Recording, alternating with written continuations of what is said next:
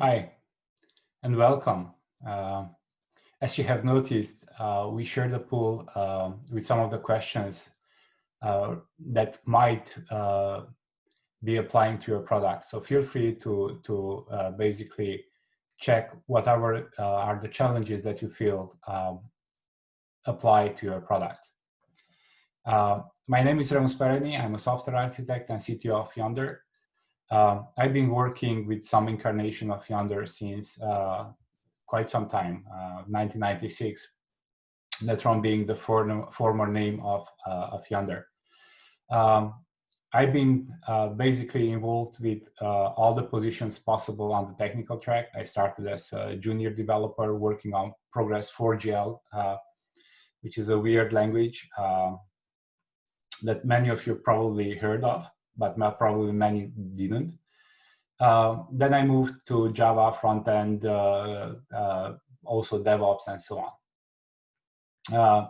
In 2005, I started a little bit on the management track, being the project manager, delivery manager, and then I returned back to the technical track as I figured out that that's the way I get my energy. Married, happily married. I have a wonderful boy. So basically that's a couple of words about me. So the reason we are talking about lifecycle extension is that many successful, actually before doing that, a little bit about what we are going to talk today. So lifecycle extension, what it is and why we are doing it, some kind of strategies available for dealing with legacy products. We are talking about the degrees of change, what kind of change you can apply and what would be the consequence of that change, modernization approaches, and a little bit of comparison on the modernization approaches. So what is a legacy application? From my perspective, is basically an application that is no longer aligned with the business requirements. And when I say business requirements, I'm not referring strictly to the requirements part of that, but also aligned in terms of strategy, vision, and also business model. So it's not about technology. I'm involved quite a lot into M&As. And I've seen all kinds of products. I've seen old products that basically have no challenges on the technology side. So age is not necessarily a thing when talking about legacy. But I've seen new products basically built on new technologies that behave and felt like legacy products. So type of platform, age of a platform, type of technology, age of a technology is not necessarily an indicator of how or why a product is legacy. Misalignment with its expectancies from top management, misalignment with what the users expect is more a legacy indicator than anything else. And basically looking at the results of the pool, thank you, by the way, I see hard to differentiate from competition, high risk due to low availability of skilled resources. Unfortunately, that is a very typical thing for niche platforms, especially older niche platforms. I see a happy few that have no challenges, product is thriving. So good for them.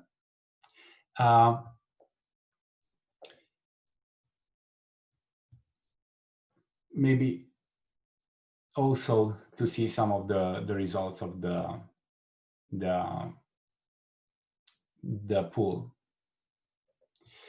So some of the reasons why you would want to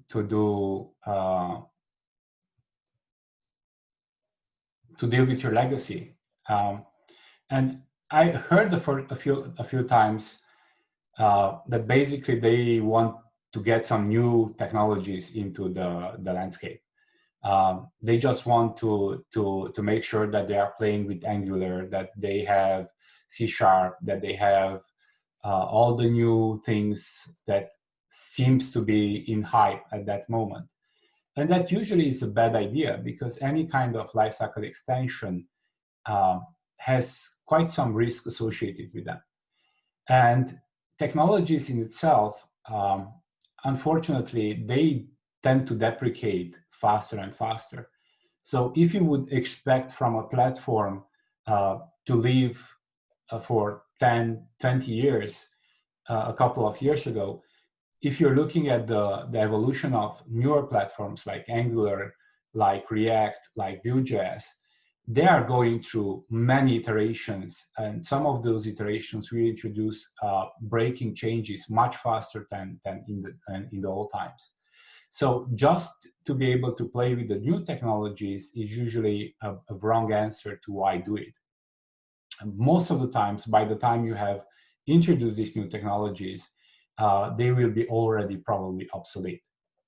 So some of the good reasons why you would want to do that is basically always cost. And cost can have multiple facets. On one side, you can be squeezed by your platform supplier in case you are on some exotic 4GL platforms that no longer are a mature product, that basically they are fading away, and they figured out that the only way they can make money is by squeezing the remaining customers.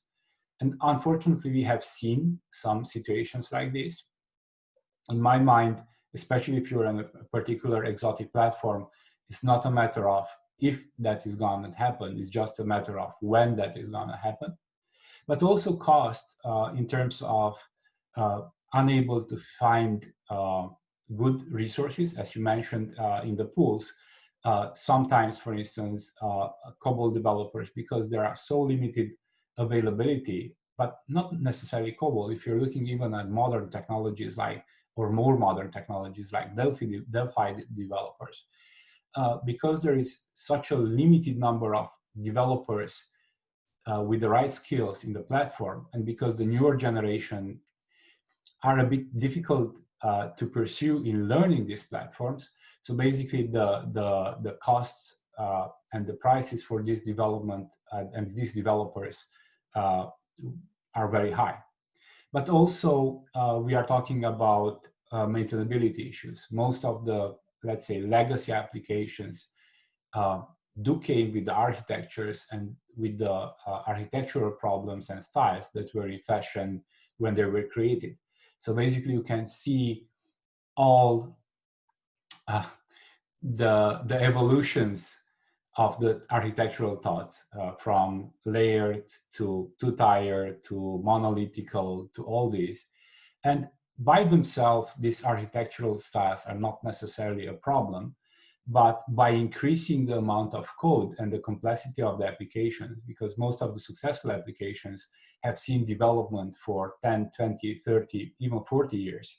The amount of code and complexity that was added to the platform begin making it very difficult and costly to maintain. But also we are talking about security risks. We are talking about platforms that were maybe designed to work in a secure environments like intranets, like on-premise at the customers. And that because of the newer shifts in the way customers expect to interact with it, they see modernizations that glued basically portals or mobile applications on top of it. And because the core applications were not designed with the proper security model in them, basically there is a risk either from a data or GDPR perspective or from a security perspective that poses some serious threats to the product. Also, very typically, it's also unsupported platforms or unsupported core libraries. We are talking about libraries that are at the foundation of the product and that are very difficult to replace. Basically, replacing such a library would require basically a rewrite. Also high time to market, that's also related to maintainability and technical debt, and various integration challenges. Unfortunately, especially on these particular exotic platforms, not all of them aged well. And although some of them managed to get into the traditional integration patterns, or at least integration means, being able to expose SOAP services, being able to expose REST services, would allow you to actually modernize on top of it. But believe it or not, there are actually platforms that didn't manage to get that right so far. So there are situations in which it's still very challenging to expose a SOAP web service that would integrate well with newer technologies. So things like dealing with proper namespaces and so on can be challenging. So please don't do it for the technology's sake. Do it for other reasons like cost, security, support, time to market, or integration challenges.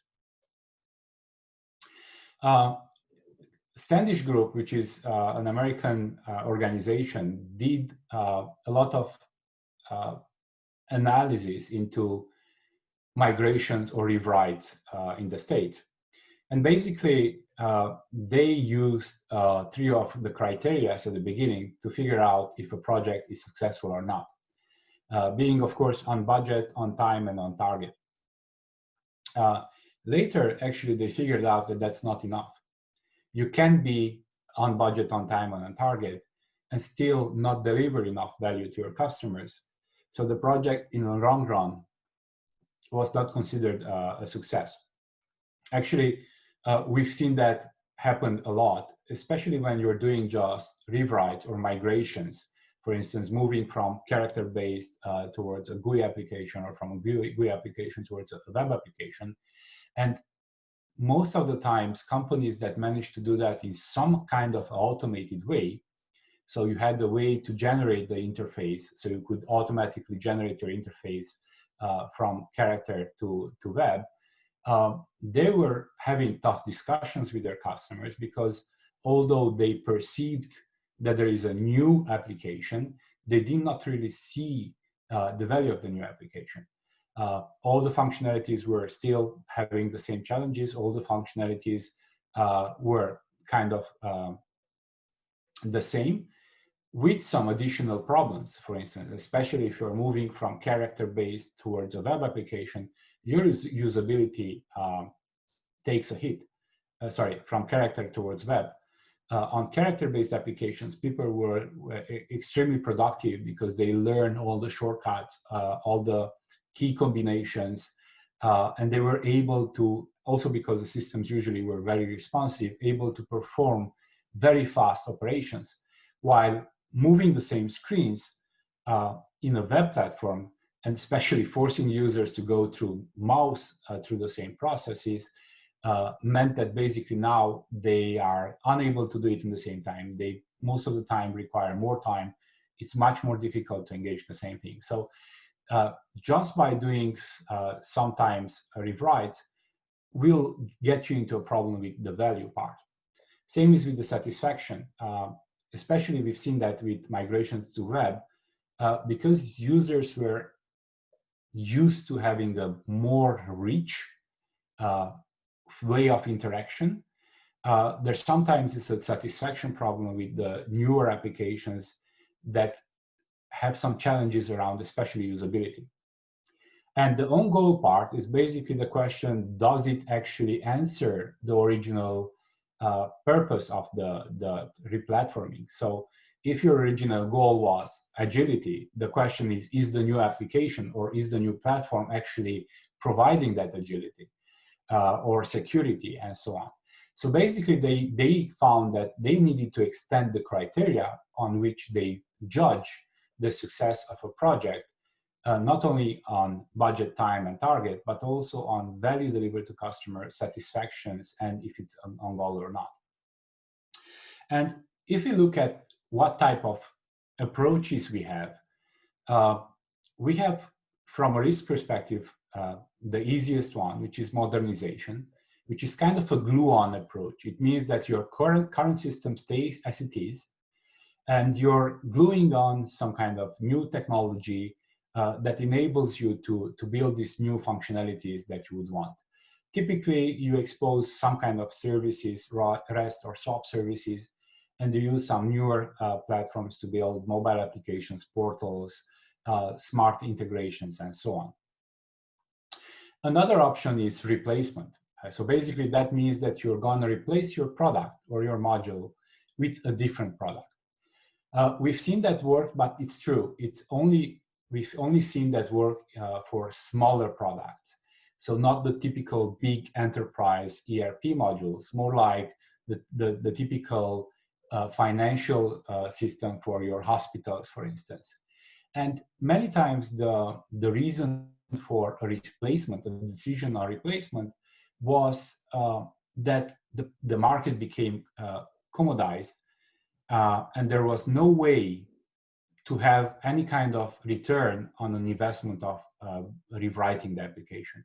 So basically, if you counted the efforts required to do a replatforming, a migration, or a transformation, there was no way the market was still there to support that. So in those situations, we've seen that basically customers went and looked in the market for a good product and basically tried to replace existing legacy product with that product. It's still challenging. So all you will see from a risk perspective, it's a safe approach, but it's still challenging because you have to make sure you do your homework. You have to make sure that you're properly mapping the use cases of your old system and the use cases of the new system.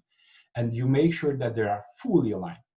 And we've seen that also gone wrong, and gone wrong in the sense that this type of mapping was done on a too high level. So yeah, the system has all the desired functionalities. But then when actually start looking at migrating data from the old system to the new system, they figured out that, okay, there is quite some gap between the functionalities provided by the old system and the new system. Sometimes there is gonna be a gap there, but the desire is to have the gap as small as possible, because the additional development effort required to add that missing functionality should be as small as possible, if none. So it's still a challenging option, because it requires you to make sure that you're properly mapping your functionality from the old system and the new system, and there is a good compatibility between them. There is still effort in it, because you will need to be able to migrate your customers and the customers' data from the old system to the new system. But for smaller systems, especially in the commoditized market, especially in a non-core product, this could be a good approach to deal with the legacy system. Another option is migration. And basically, this is the typical replatforming of your software.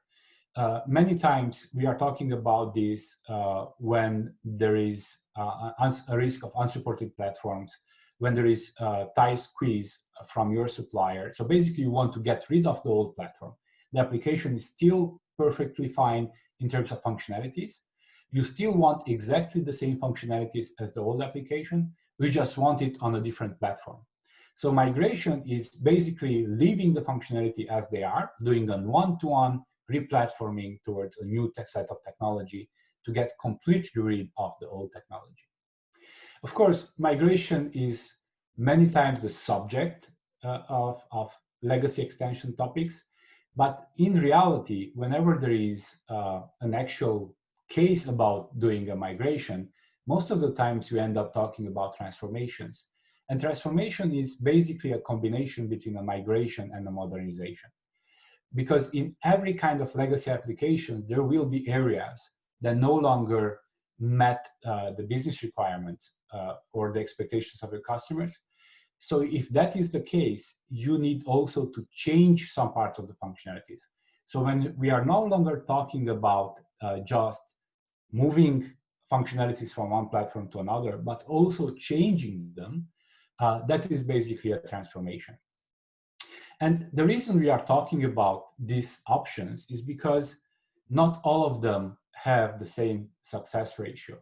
So if we are looking at success as the criteria established by the Standish Group, basically a modernization will have 57% chance of success.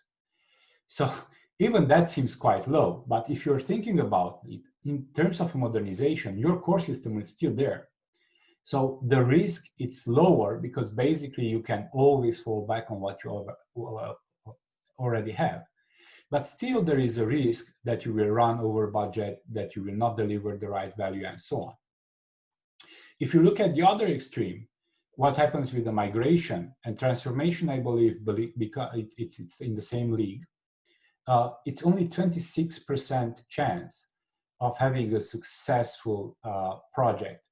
So that means that basically it's 1 in 4 that your project are going to go according to budget estimations, planning, value delivered to customer, and so on. Replacement is very close to modernization, so it's kind of a safer bet. But that, given that you did your homework properly and you did actually find a system that fully matches your legacy system. So the reason we are talking about all these options is because choosing the wrong approach can have a major impact in the ratio of success for your project. Then the question is when you should try to strive towards one approach or another. So if you're in the happy case, and happy case I've seen from the pool, there are a few, basically it means that your system meets your business needs. So it does exactly what your customers expect it to do. And basically you have low cost pressure on it. So you are probably on an open platform, or you are still well supported by your platform supplier in case you're on a 4GL platform. And also your application, in terms of features, it's a business differentiator. So if you're not in the commoditized market, you're low on cost, meet your business needs, then basically you have no pressure from a legacy extension perspective. You still can do whatever you're doing in terms of maintenance and R&D, and you're fine. But if you are in a cost pressure scenario, so that means that your exotic 4GL platform, let's say Profor, for instance, they figure out that you are and another 5 are the last of their customers, and they need to justify the high cost of the buildings, pace, and so on. They will probably increase your licensing cost and so on, leaving you in a situation in which basically there is a business case for rewrite.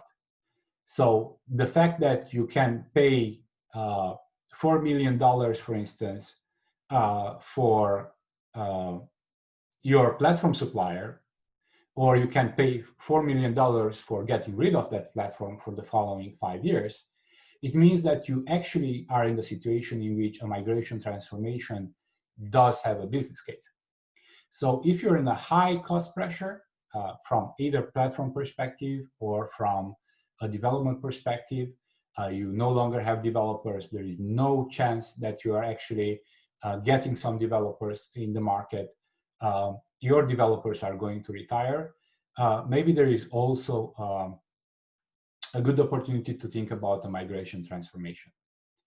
When basically you have no cost pressure problems, so you're maybe on an open platform or a platform that's well supported, but basically your application no longer meets the business needs, but still you're in a good market, then maybe modernization is the right approach. So platform being okay, you're not worried about doing something about the platform. You're worried about the platform not being able to sustain you in all your desires for modernization, functional or technical innovation. So from this perspective, modernization does seem as the right approach. And if you are unfortunately in a market that it's no longer supporting your product, and especially the investments in doing any kind of migration, transformation, or development on the product, maybe you can also look at replacement. Maybe there are companies out there that have a good product, invested a lot in it, but they figured out that they want to get out of that market, and that might be a good opportunity for you. What is interesting is that basically, if you're looking at the enterprise landscape, if you have a more complex enterprise landscape with multiple solutions in your portfolio, basically you can look at the risks and do an assessment for each individual piece of your enterprise landscape. What's even more interesting is that if you're looking inside the product, you will see that basically there are also multiple modules maybe in that product. And some of the modules will be the cash cows, providing the actual bulk of your revenues. But maybe other modules are there just to support tenders and need. So maybe you can apply also this type of analysis and strategy for internal modules. Maybe some modules can be broken apart from the legacy application and just modernized, while other modules can be migrated or transformed because basically there is a business scenario for them. And maybe for other modules, you can look inside your group to see if you can leverage some existing efforts in there. Of course, we are talking most of the times about backend, so getting a platform that has a good API and just building a UI on top of that API, that would still qualify as a replacement. So basically, depending on cost pressure, market, and whether your application meets or not the business needs, you can do a bit of an analysis if maybe a migration transformation would be the right approach, or maybe a modernization, it's enough for your typical scenario. And basically, if you are looking at the type of changes and the complexity and effort related to those changes, the easiest thing you can do is, of course, a cleanup. And cleanup is related to the fact of figuring out if you have modules or functionalities that are no longer used or required. It's a smart idea to run analytics in your application, so you know at any point which type of users use what kind of functionalities in your application. So you can establish your critical kind of execution paths for even for every user roles. So from this perspective, figuring out dead code, figuring out unused functionalities, and believe me, there are situations in which development teams were surprised that specific modules that they thought were quite important actually were not used because they were built for the request of a couple of customers, and maybe those customers are no longer there anymore. So basically, you can deprecate or clean up that part of functionality. That is kind of important because regardless of which approach you're taking, that you're modernizing or migrating or transforming, functionalities or code that you don't have to maintain, it's basically code that will cost you nothing. So making sure you're cutting out that code, making sure that you're cutting or carving out that functionality is quite important, both from a maintainability perspective, but also from a future cost perspective in terms of lifecycle extension. Another change is related to actually data, and data it's more like data fields. So what happens many times, for instance, especially in modernization or in migrations, you will see that there is a small impedance mismatch between the data type supported by your old platforms and the data type supported by your new platforms, for instance. Simple case, it's data fields, like date fields, or maybe Boolean logical fields. Some platform use true, false, or something like that as a character. And maybe that would become a bit challenging if you're adding maybe, I don't know, C# into the mixture or something like that, where they have a proper Boolean form.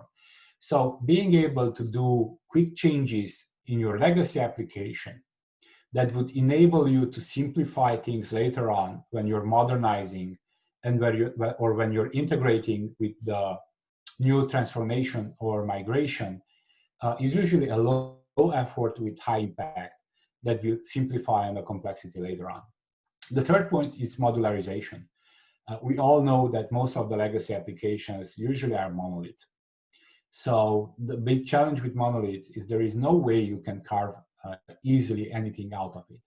So if there would be to section or do an iterative step-by-step process to migrate or modernize your application, there will be huge challenges in trying to basically port functionalities, because it's like the big ball of mud, you know? You start pulling a bit of thread, a bit of functionality out of your application, and 2 weeks later, you find yourself basically ripping apart a quarter of your application because there was no way you could actually clean cut around that piece of functionality. So looking at the modularization of your applications, trying to figure out if you can break apart your application in multiple chunks, will help you a lot later on, both deprecate functionality, but also replace functionality. There is a very simple way, for instance, in all the platforms today to integrate both native applications and web applications, native web or character-based applications. So in case you're approaching an iterative process, you are able to support your users by providing one single interface, and they will be able to kind of find functionality in that interface, either in the old application, maybe even character application, or in the newer parts of the application that might be presented as a native application, but actually behind the stages, it would be a web application. We actually have customers for which the iterative step-by-step transformation process involved integrating the new and the old applications, and actually having all these three types of application, character, native application, and web application, into the same entry point, the same scheme. Then modernization, it's usually the next one. Basically, because you can keep your application as it is, it's in general less complex to build new functionality on top of it. And of course, the most challenging one is migration, because basically you're cutting or carving chunks of your old applications and building something new. And in terms of complexity and effort, that's not easy at all. The big challenge from modernization perspective is that, yeah, it is safe, it's relatively low risk, but then it's also not addressing maybe the technology or other challenges of your application. So if you're on a good platform, modernization might be a good choice to introduce functionalities. But if you have doubts about the viability of your platform, a modernization might just help you on short term with addressing some of the customer needs, but might not solve the long-term problem. And usually what happens is that it also introduces complexity, because now you have multiple types of architectures through the application. And that is also something that I've experienced in doing the assessment for other applications, and is that many times by introducing modernization, you will feel and get all the typical architectures that were in fashion at a specific point in time. So now you have everything from monolithical to tired, everything it's in the UI part, including business logic, to tired architecture with services and so on, to maybe even some microservices in there. So now you have a very complex and challenging ecosystem to manage. From a risk and effort perspective, the easiest and less risky thing that you can do is to improve your existing application. If you're lucky enough to have a web application, that maybe it's just enough to clean a little bit your styling, your CSS of your application, to introduce maybe some UX UI designers so they provide some usability enhancement for your application. And you can basically refresh, put lipstick on a pig, basically, your application. The second approach is usually typical for modernization. That's the duct tape. So basically, you just glue on some platform on top of your legacy application, and using that duct tape as a duct tape, you build new functionalities in that new platform. Then you have gradual replacement. So basically, you're having in a long-term, piece by piece, module by module, job type by job type of replacement of your legacy application. And then at the end, of course, the riskiest and the biggest in terms of effort is big bang. You go in the bushes, work on your new application, and ta-da, 5 years later, you come out with a very large, lots of changes, unvalidated application that usually doesn't work out well at all. And usually it adds a lot of complexity and risk to your product. So the more you can stay to the left, the better it is from a risk perspective. The more you need to go to the right, the more you maybe need to rely on also the previous steps to ensure that there is continuous delivery, especially in value to your customers. So if you're launching into gradual replacement, which is usually, as you will see, a multi-year product, maybe it is worth also investing into improving the existing application. So basically, users will feel that there is something moving till they will see some of the modules coming in the pipeline. The risk factor is also related to size and complexity. This is also one of the charts from the Standish group, the chaos report. So basically what you see on the left is size, and size is in general, I think as a good indicator is one team, 1 year effort. So if you look at one team in 1 year, it's an S1 project. If you look at 2 years, S2 project. Up to 5 years, it's an S5 project. So the larger the team, the larger the time required to invest into moving that functionality, the larger the size is in this chart. Same is with complexity. By choosing unproven technology, by choosing distributed teams, by choosing unreliable technology or too advanced technology, you're moving from complexity from C1 towards C5. And basically what you see, given enough size and complexity in your goal, you will end up in the risk approach. And the red is basically a fail in terms of success. So in order to stay on the green side, you have to make sure that your team size or the chunk of your effort is small enough, but also that you're staying with proven technologies, plain old boring technologies, for instance, that actually helps you focus on productivity as opposed to trying to fix other platforms or other frameworks problems instead of focusing on your problems. So that's why, for instance, usually having a big bang project, it's always kind of tends to end up in failure, because a big bang project goes both in terms of complexity and in terms of size towards the end of the spectrum.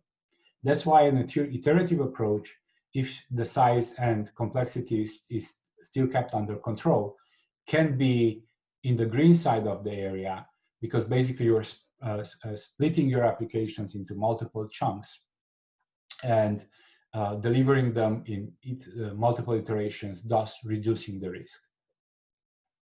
So if we look at the approaches, in terms of modernization, improve existing will provide the least feeling of modernization to your customers, while the big bang and gradual replacement will basically provide the most impression of modernization to your customers. Also, in terms of system change, and improve will only have implications at the application level, while maybe a big bang or maybe a gradual replacement through the integrations can have even further time your application. It enables you maybe through some platform APIs to build different applications or new applications or add-on modules on top of your core platform. In terms of risk, of course, improve existing has the lowest risk, because basically we are just adjusting a little bit in the usability of the application, in the look and feel of the application, while big bang has the most. What is important is that the duct tape, the modernization, it's still on the low risk side, again, because the old application remains mostly untouched. Gradual replacement allows you a moderate risk, and the moderation is from both size and complexity, as you've seen in the previous chart, but also in the fact that you're not having the big surprise at the end. And most of the time, the surprise is in the validation of the customers. Basically, you need to validate every functionality that you're building, because there will be bugs in there.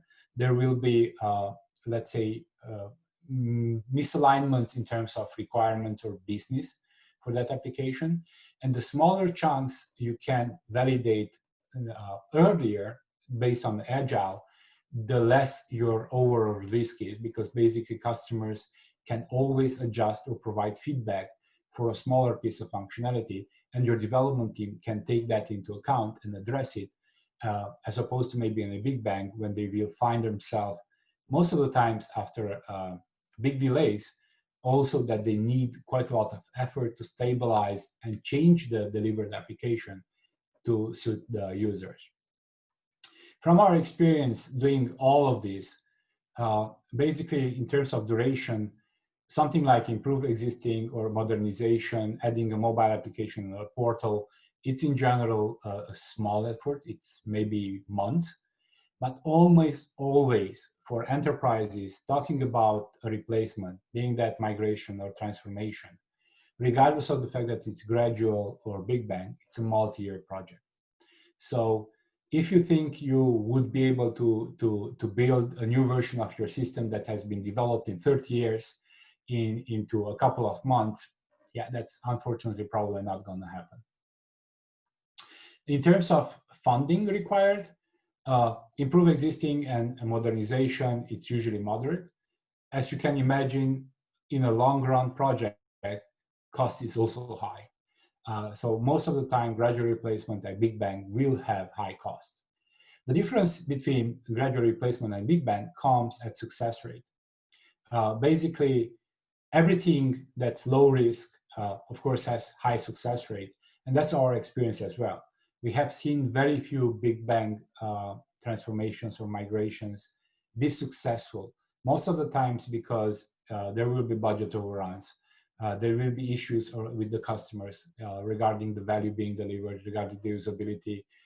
So according to the Standish criteria, there will be something wrong with the big bang approach. With the gradual approach, because you're able to validate things earlier and because you're able to constantly reward the feedback into your application, there is basically less risk. Rud, sorry, I see you have a question. 1 second.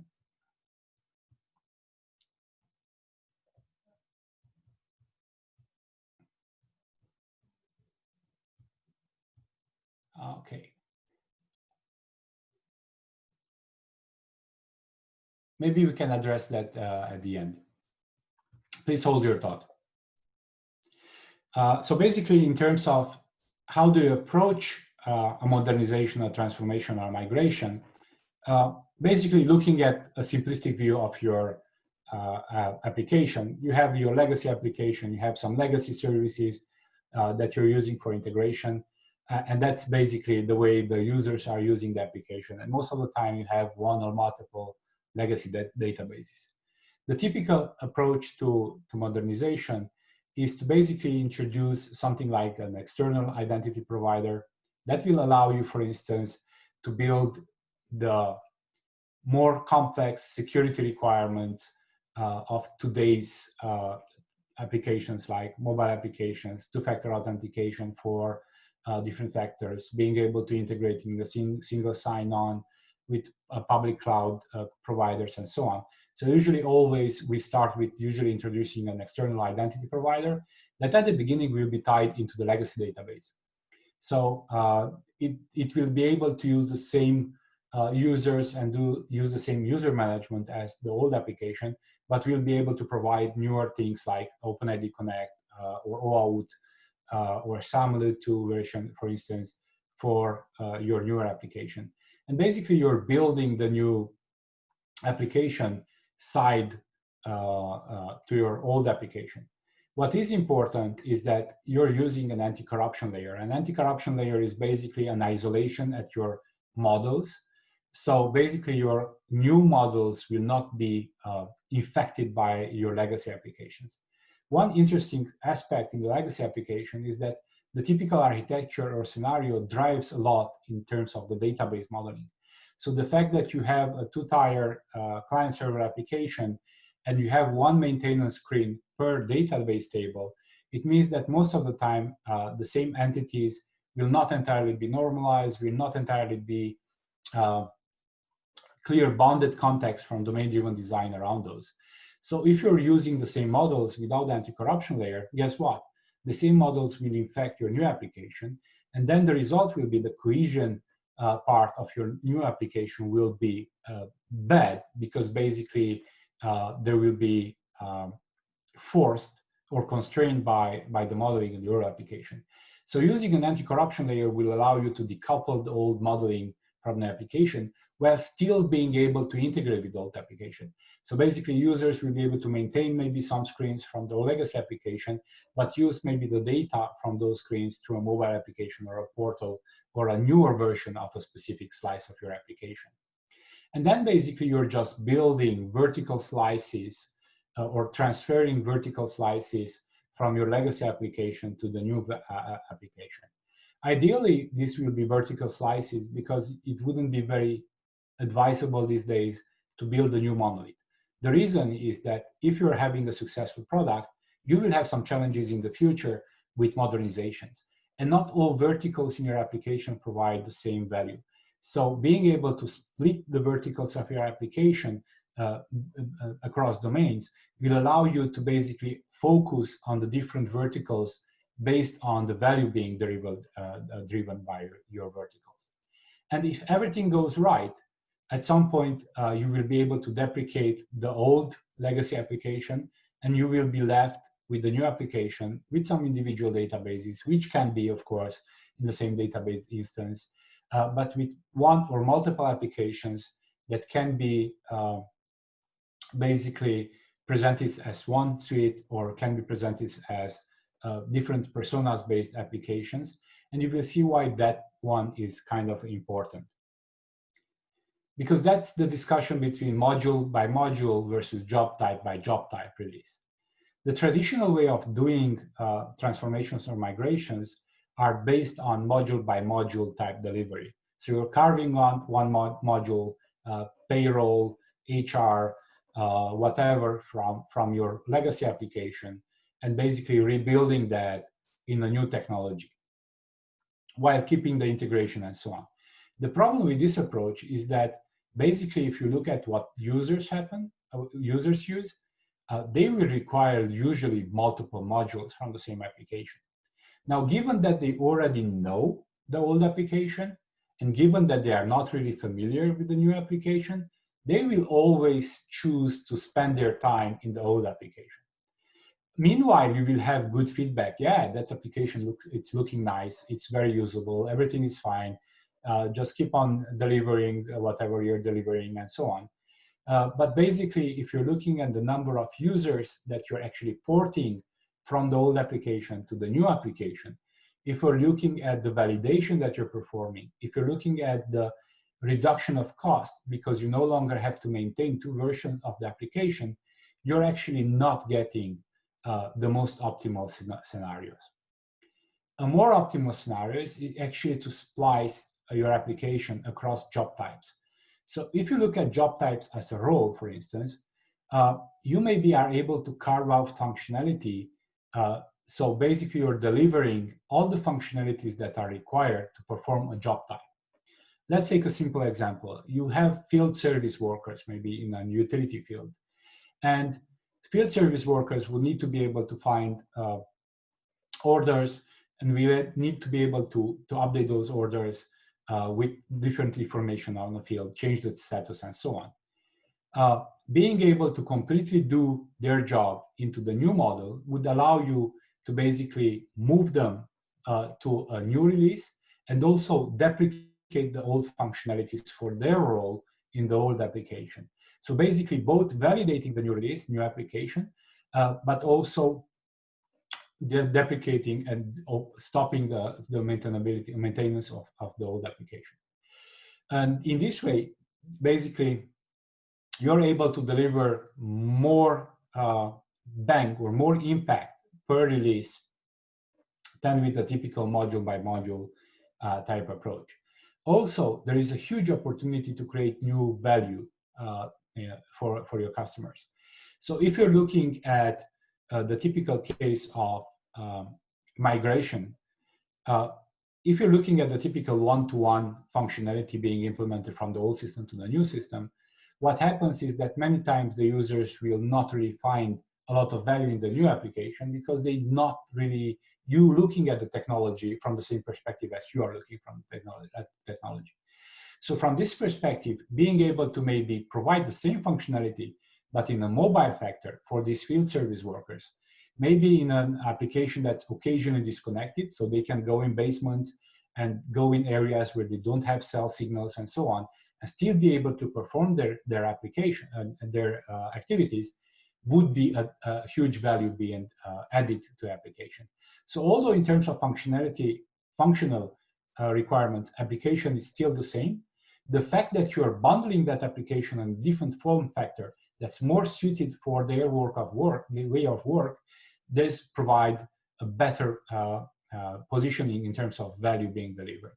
So by trying to move from a module by module release towards a job type based release or personas based release, can provide you both a better monetization for a product, but also a better perceived and less riskier delivery model for your situation.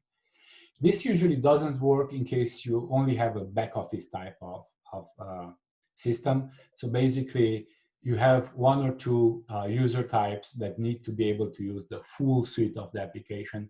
So in that case, it doesn't really matter that much that you're choosing between a module or a personas-based delivery.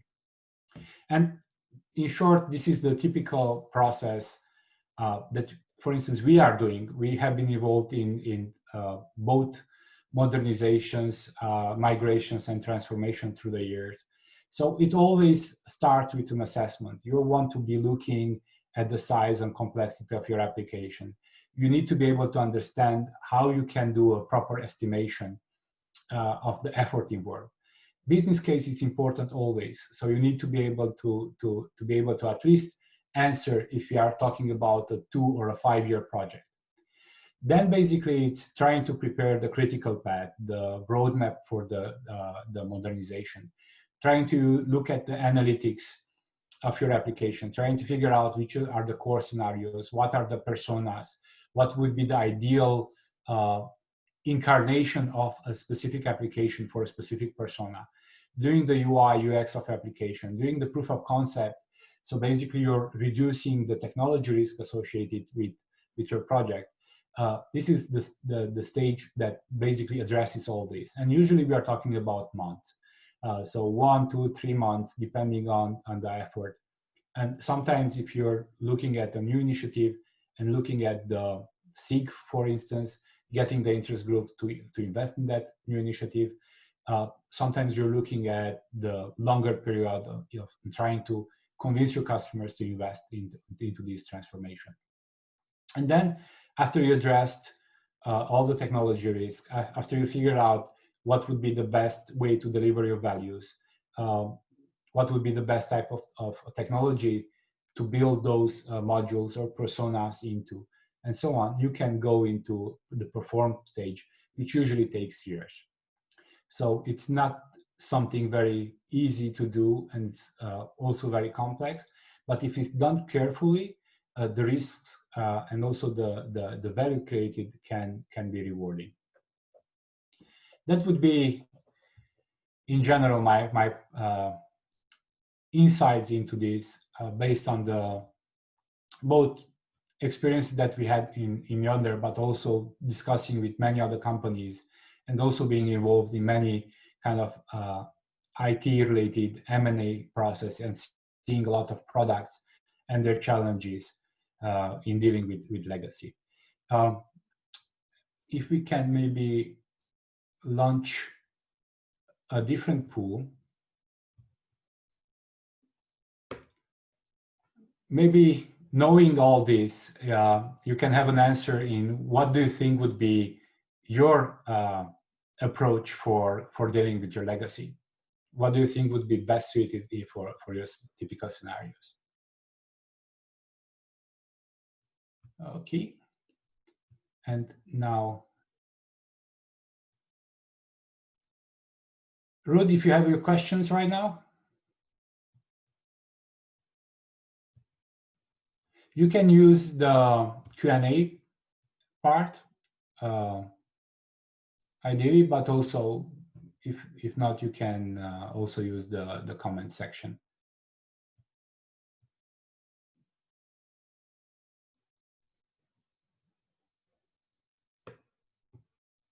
So transformation, yes, unfortunately, this is something. The problem with transformation is that there are two major moving factors. So besides moving your existing application, existing logic, you also introduce change, which can basically have a large impact in your scope and estimations. We usually like to make sure that we are keeping the change request from the migration request on a separate track. So we are able to monitor progress from this perspective. We want to be sure that basically whatever happens with the migration, the one-to-one part, is having a linear, let's say, or an estimated velocity. And basically whatever happens with the newer functionality or changes basically do not affect or alter the original estimations. Also, many times, by not really involving customers in the transformation part, you risk having validation problems.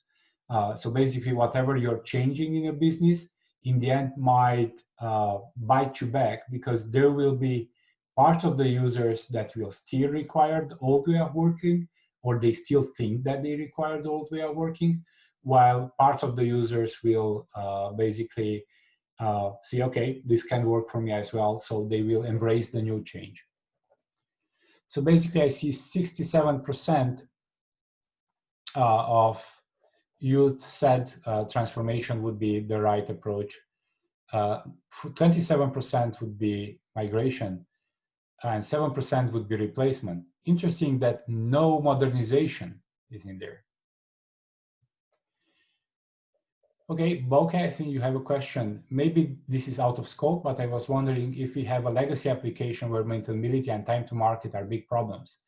How do we decide where to start with the modernization, assuming that's what we want to do?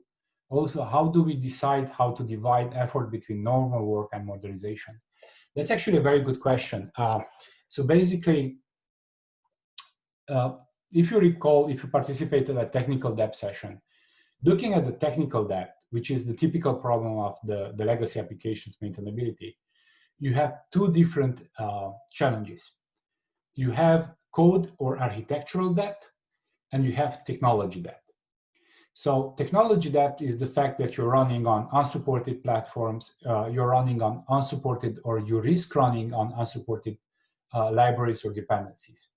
And my take is that basically making sure that you're on supported platforms, that you're addressing all the security concerns that are coming from the technology side is done in a diligent manner continuously. It's important. So from this perspective, I've seen two different approaches.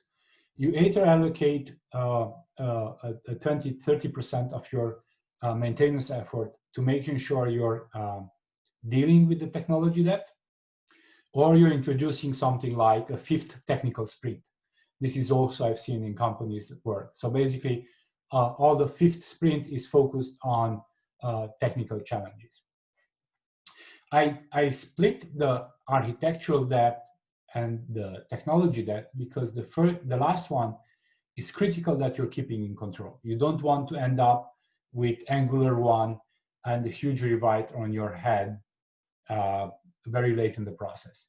You don't want to end up in an unsupported version of your COBOL, for instance, and figure out that basically you need to do an operating system update to address a security risk. But basically there is no way to do that because you will break your COBOL runtime because you didn't update it in 8 years, for instance. So making sure you're addressing the technology part is very important. There is no discussion. You don't need to have a business case for that. Architectural debt, it's a different matter. Basically, the application was not born with the newest architecture, and it functioned fine. So from my perspective, I understand when top management might want a business case from an architectural refactoring.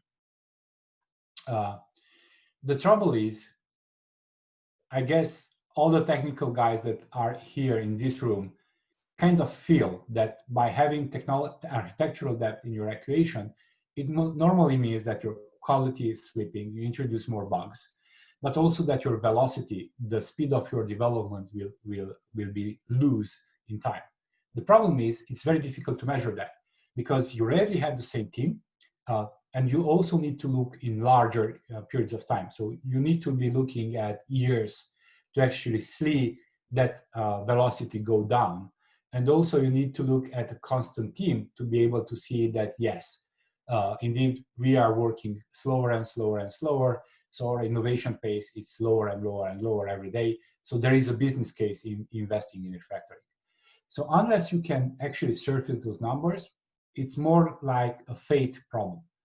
Somebody needs to trust that putting money into that architectural depth will get some gains back.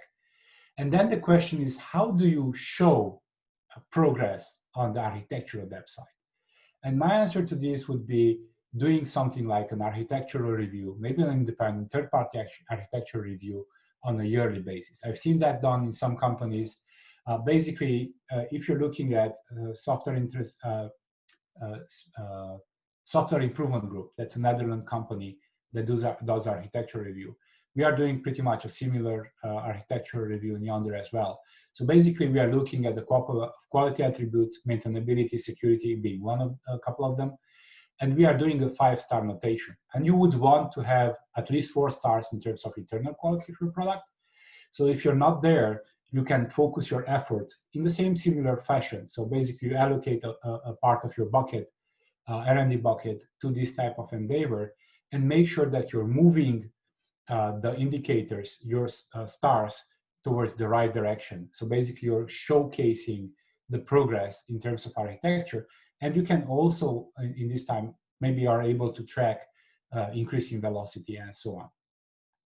Which way you need to approach it is based on analytics. You know, Pareto works for software application as well.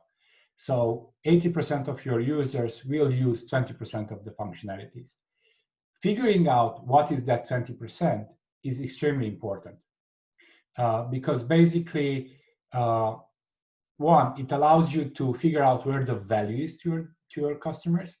And if you're looking at lean enterprise, basically most of your time should be spent in polishing the features and the use cases where the most value is for your customers. But also that allows you to prioritize everything like bugs, knowing that you have an issue in something like the core use cases would probably mean that you need to address it right away because it impacts a lot of users.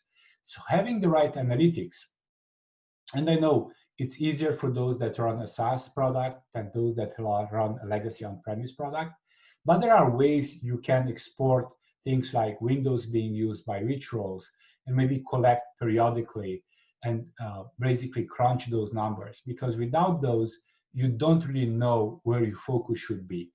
And in terms of technical or architectural refactoring, looking at the intersection of where the value is and where the challenges are, and also looking at the intersection where the changes are. So basically figuring out what are the areas that you need to be working the most often on, and also what are the areas that have the most problems in it.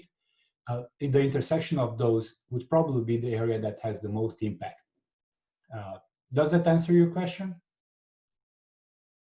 Often we are hearing things like no need to be focused on modularity and architecture. We need to crank out new features. That is what our customers want. I feel this is the root to lots of refactoring, the big ball of mud. You're right. I see that a lot in a lot of companies. And I think the reason is that basically top management only looks as KPIs at financial indicators. Nobody actually looks at what happens with the internal quality or maybe external quality of the application. Maybe the external quality is measured because it's kind of easier to do customer satisfaction, NPS, look at the customer support side, but nobody's actually tracking the internal quality of application. So I think that's why by first exposing the internal quality of the application, and then by making sure that you're looking, or top management is looking at the financial perspective together with the internal quality perspective of your application, because otherwise it's very easy to just drive your application into ground by not focusing on technology, not focusing on technology depth, not focusing on all the right things, without actually being or having it visible, the impact that it had on the product, the fact that it was neglected. And unfortunately, at some point, it's just a matter of when, not a matter of if, when basically you end up with a situation in which you need to rewrite your application, you need to do it fast because your supplier increased the price, and basically you have like, okay, 2 years to change your or re-platform your application, which by the way are all real cases. So although it might not have happened to you, but there are actually companies that have to face this type of issues. Okay.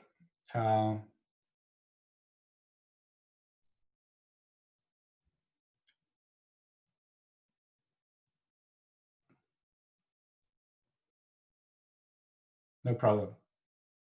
You're welcome.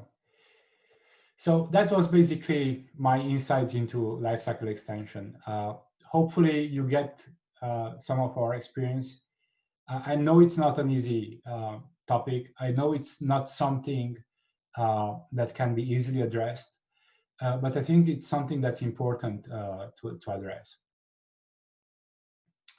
Thank you very much for your attention. And if you have any kind of questions, you have my email at the beginning of this presentation, or actually at the end of the presentation. No, at the beginning of the presentation. So you can feel free to contact me or on LinkedIn. Thank you very much. Have a great day.